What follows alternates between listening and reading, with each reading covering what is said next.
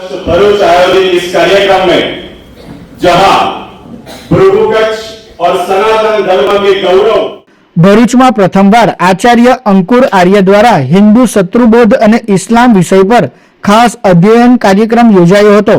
પરમ પૂજ્ય શ્રી ચક્રધર સ્વામીજીના જન્મદિવસ નિમિત્તે ભરૂચની જેપી કોલેજના સ્વામી અતુલાનંદજી ઓડિટોરિયમમાં આ કાર્યક્રમનું આયોજન કરવામાં આવ્યું હતું. કાર્યક્રમમાં મુખ્ય વક્તા તરીકે આચાર્ય અંકુર આર્યએ ઉપસ્થિત રહી હિન્દુ સમાજની પરંપરા, સંસ્કૃતિનું તત્વજ્ઞાન અને ઇસ્લામના વિવિધ પાસાઓ પર પ્રવચન આપ્યું હતું.